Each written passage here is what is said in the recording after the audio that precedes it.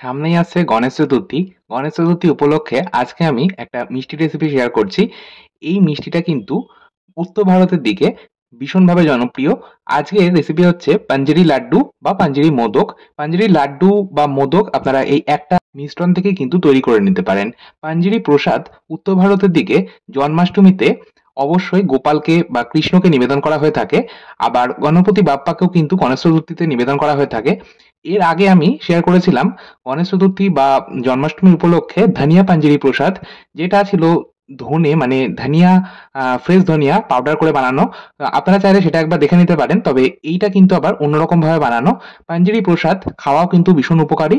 বাচ্চা থেকে বড় প্রত্যেককে এই পাঞ্জেরি প্রসাদ বা পাঞ্জেরি লাড্ডু বা মোদক দেওয়া যেতে পারে। এটা খাওয়া ভীষণ ভালো। আর বিশেষ করে প্রেগনেন্সি টাইমে মানে হবু মাদেরকেও কিন্তু এই পাঞ্জেরি প্রসাদ বা লাড্ডু বা মোদক দেওয়া যায়। তো কিভাবে বানাতে হয় আসুন দেখে নেওয়া যাক আজকে ভিডিওটাতে। প্রথমে আমি যেটা করেছি, একটা নির্দিষ্ট বাটি মেপে ১ বাটি পরিমাণে গমের আটা নিয়েছি। যে আটায় আমরা নরমালি রুটি বানাই সেই আটা ব্যবহার করতে হবে। আর তার অর্ধেক পরিমাণে ব্যবহার করতে হবে সুজি। আমি দুটো একই রকম বাটি নিয়েছি। সেই বাটি মেপে ১ বাটি আটা নিয়েছি। আর ওই বাটিরই হাফ বাটি সুজি নিয়েছি। আর তার সাথে লাগবে চিনি। চিনি কিন্তু এখানে আটা যা নেবেন সেই পরিমাণে কিন্তু চিনি ব্যবহার করতে হবে। এবার কিছু ড্রাই ফ্রুটস এতে ব্যবহার করা হয় সেগুলো আমি একত্রিত করে নিচ্ছি। নিয়েছি কুচনো আমন্ড, কুচনো কাজু, একটু কিশমিশ নিয়েছি, একটু পেস্তা নিয়েছি। এছাড়াও একটু চারমগজ বা মগজদানা নিয়েছি। এর সাথে আমি নিয়েছি ১ চামচ পোস্ত, ২ থেকে ৩ চামচ মতন নিয়েছি ডেসিকেটেড কোকোনাট। চাইলে আপনারা ডেসিকেটেড কোকোনাটের পরিবর্তে ফ্রেশ নারকেল কোড়াও কিন্তু ব্যবহার করতে পারেন। এছাড়াও আমি এখানে নিচ্ছি সাদা তিল। এই হোয়াইট সিসমি সিড বা সাদা তিল এখানে আমি ১ চামচ নিয়েছি। আর আপনারা এখানে একটা কথা বলে রাখি, যদি প্রেগন্যান্সি পিরিয়ডে মানে হবু মাদের যদি দিতে চান সেক্ষেত্রে তিল ব্যবহার না করাই ভালো। কারণ বাড়ির বড়রা বলে মানে মা কাকিমারা বলে যে প্রেগন্যান্সি পিরিয়ডে ১ম দিকে তিল দেওয়া যায় না, মানে তিল না খাওয়াই ভালো। তো সেই জন্য তিলটা কিন্তু এভয়েড করবেন যদি আপনারা হবু মার উদ্দেশ্যে বানান। আচ্ছা, এছাড়াও আমাদের কিছু মসলা লাগবে। মসলা বলতে এখানে আমি নিয়েছি ৬ থেকে ৭ টা ছোট এলাচ, একটা বড় এলাচ, হাফ চামচ মতন ব্যবহার করব একটু মৌরি, আর নিয়েছি হাফ চামচ ড্রাই জিঞ্জার পাউডার বা শুকনো আদার গুঁড়ো। শুকনো আদার গুঁড়ো বর্তমানে যেকোনো বড় দোকানে সহজেই পাওয়া যায়। আর যদি আপনারা আদার পাউডার পেয়ে না থাকেন সেক্ষেত্রে বাদ দিতে পারেন, অসুবিধার কিছু নেই। এছাড়াও লাগবে ঘি। এখানে আমি ১০০ গ্রাম ঘি নিয়েছি, মানে 100 ml ঘি নিয়েছি। আচ্ছা, এই সমস্ত কিছু তো আমি একত্রিত করে নিলাম। এছাড়াও আমি আরো একটা উপকরণ ব্যবহার করব, সরি ২ টো উপকরণ ব্যবহার করব, সেগুলো আমি পরে বলছি। তবে এবার আমরা আ লাড্ডুটা বানানো শুরু করি। ১ম এ আমি যেটা করব, কড়াইয়ের মধ্যে গ্যাস ওভেন অন করে কড়াইয়ের মধ্যে দিয়ে দিচ্ছি ঘি। ওই ১০০ ml ঘি ব্যবহার করব সম্পূর্ণটাই। তবে অর্ধেক, অর্ধেক করে অল্প, অল্প করে ব্যবহার করব। ১ম এ ড্রাই ফ্রুট গুলো ভাজবো। সেইজন্য আমি মোটামুটি ১.৫ থেকে ২ চামচ মতন ঘি ব্যবহার করলাম। ঘিটা গরম হলে আচ্ছা, এখানে আমি এবার বলে দিই, এখানে আমি নিলাম ১ মুঠো মাখানা। মাখানা অবশ্যই এই পাঞ্জেরি লাড্ডু বা পাঞ্জেরি প্রসাদ বা পাঞ্জেরি মোদকে ব্যবহার করা হয়ে থাকে। আর এখানে আমি ২ মুঠো মাখানা ব্যবহার করছি। আপনারা এই ড্রাই ফ্রুটস এর পরিমাণগুলো কিন্তু আপনাদের ইচ্ছে মতন কম বেশি করে নিতে পারেন। ড্রাই ফ্রুটস এর পরিমাণগুলো খুব একটা আমি আর বলছি না। আচ্ছা, ১ম এ ঘি গরম হলে গ্যাসের আঁচ একদম কমিয়ে দিতে হবে। গ্যাসের আঁচ কমিয়ে নিয়ে ১ম এ বাদামগুলো দিয়ে দিতে হবে। বাদাম বলতে যেমন শক্ত যেগুলো, যেমন এখানে নিয়েছি কাজু, আমন্ড, পেস্তা, এছাড়াও মাখানাটাও নিয়েছি আমি। আর এর সাথেই আমি একটু কাঁচা চিনেবাদামও ব্যবহার করছি। এই বাদামগুলো ১ম এ গ্যাসের আঁচ মিডিয়ামে রেখে মানে লো মিডিয়ামে রেখে ২ মিনিট নাড়াচাড়া করে ভেজে নিলাম। ২ মিনিট পর এবার আমি নরম যে ড্রাই ফ্রুটস গুলো রয়েছে, মানে বাকি যেসব ড্রাই ফ্রুটস গুলো এখানে আমি ব্যবহার করছি, তিল, পোস্ত, চারমগজ, কিশমিশ, এই সমস্তটাই কিন্তু এই পর্যায়ে দিয়ে দিলাম। আর তার সাথে নারকেলটাও দিয়েছি। এবার এই সমস্তটাকে আমি আরো মিনিট ২ এক নাড়াচাড়া করে ভেজে নিলাম। তবে ভাজার সময় এর মধ্যে ওই শুকনো আদার গুঁড়ো হাফ চামচ যেটা রেখেছিলাম সেটা দিয়ে দিয়েছি। আর সামান্য একটু নুন ব্যবহার করেছি। যেকোনো মিষ্টি জিনিস বানাতে গেলে সামান্য একটু নুন ব্যবহার করলে স্বাদটা ব্যালেন্স হয়, আর স্বাদ কিন্তু আরো মিষ্টি জিনিসের দ্বিগুণ মাত্রায় বেড়ে যায়।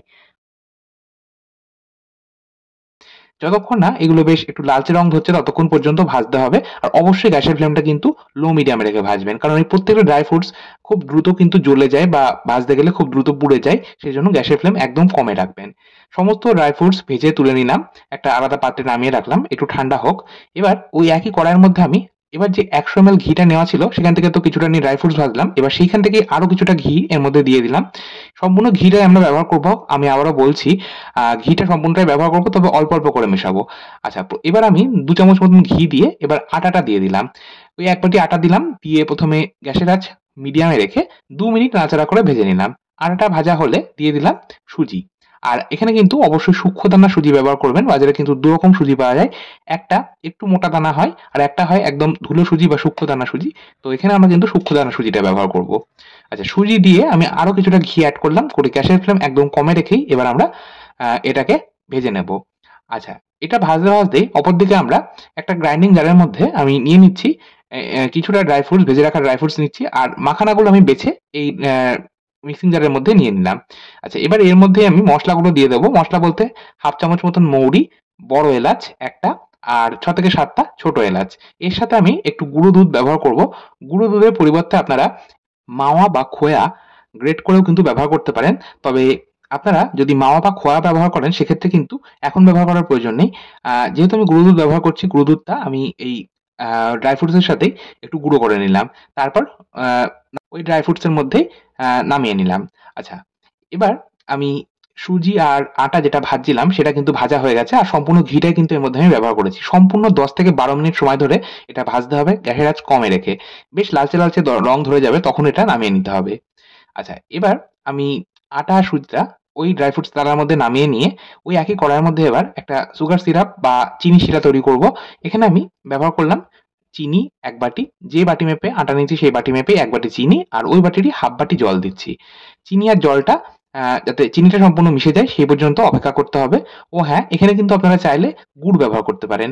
আখের গুড় এখানে আপনারা ব্যবহার করতে পারেন যদি হেলদি ভাবে বানাতে চান। আর চিনি আর জলটা সম্পূর্ণ মিশে যাওয়ার পর, মানে চিনিটা সম্পূর্ণ গলে যাওয়ার পর এর মধ্যে আমি ১ চামচ আরো ঘি এড করলাম। এবার ঘিটা মিশিয়ে নেওয়ার পর আমি এর মধ্যে এবার যে ড্রাই ফ্রুটস আর ড্রাই ফ্রুটস এর থালায় যেগুলো ছিল সম্পূর্ণটাই দিয়ে দিলাম। মানে ড্রাই ফ্রুটস, আটা, তারপরে ভেজে রাখা সুজি সমস্তটাই তো এক থালায় ছিল, সেটা সম্পূর্ণটাই ঢেলে দিলাম। আর এই চিনির শিরাটা কিন্তু খুব বেশি ঘন হবে না। জাস্ট হাতের মধ্যে নিলে একটা চটচটে ভাব হবে। কোনো ১ তার বা ২ তারের শিরা তৈরি করতে হবে না। সমস্ত এই শুকনো উপকরণটা এই চিনির শিরার মধ্যে মিশিয়ে নিলাম। গ্যাসের ফ্লেমটা এই পর্যায়ে একদম লো মিডিয়ামে ছিল। আর এই শুকনো উপকরণগুলো চিনি শিরার মধ্যে মিশতে মোটামুটি ১ থেকে ১.৫ মিনিট সময় লাগে। সেই পর্যন্ত আমাদের মেশাতে হবে। আর নামানোর আগে আমি ১ চামচ ঘি দিয়ে মিশিয়ে নিলাম। তারপর একটা থালার মধ্যে নামিয়ে নিলাম। এবার এই গরম অবস্থাতেই হাতের মধ্যে একটু ঘি মাখিয়ে আমি লাড্ডুগুলো পাকিয়ে নিচ্ছি। তবে হ্যাঁ, এখানে আপনারা যদি ঘি ব্যবহার করতে না চান, মানে লাড্ডুগুলো গড়ার সময় আ যদি ঘি ব্যবহার করতে না চান সেক্ষেত্রে জল হাত করে নিয়েও কিন্তু লাড্ডুগুলো গড়ে নিতে পারেন। জল বা ঘি দিয়ে হাতে মাখিয়ে নিয়ে যদি লাড্ডু বা মোদক গড়া হয় তাহলে হাতে তাপটা লাগে না। তো সেই জন্যই আরকি দেওয়া। আর আপনারা চাইলে কিন্তু এখান থেকে মোদকও তৈরি করতে পারেন। আমি আজকে লাড্ডুটাই তৈরি করছি। তবে সবশেষে আমি আপনাদের ২ টো মোদক তৈরি করে দেখিয়ে দিচ্ছি। এই একই ডো থেকে আপনারা মোদকও তৈরি করতে পারেন। আর মোদক আপনাদের যদি মোল্ড থাকে মোল্ড দিয়ে তৈরি করতে পারেন। আর যদি মোল্ড না থাকে এইভাবে আপনারা হাত দিয়ে তৈরি করে নিতে পারেন। তারপর একটা চামচের পেছন দিক দিয়ে একটু ডিজাইন মতন করে দিলাম। ব্যাস, আমাদের পাঞ্জেরি লাড্ডু বা পাঞ্জেরি মোদক একদম তৈরি। এই পাঞ্জেরি লাড্ডু বা মোদক আপনারা কিন্তু স্টোর করেও রেখে দিতে পারেন, যেহেতু সম্পূর্ণ ঘি দিয়ে এটা বানানো হয়। অনেকদিন স্টোর করা যায়। আর যদি আপনারা কোথাও বাইরে বেড়াতে যান তখনও এটা আপনারা সাথে নিয়ে যেতে পারেন।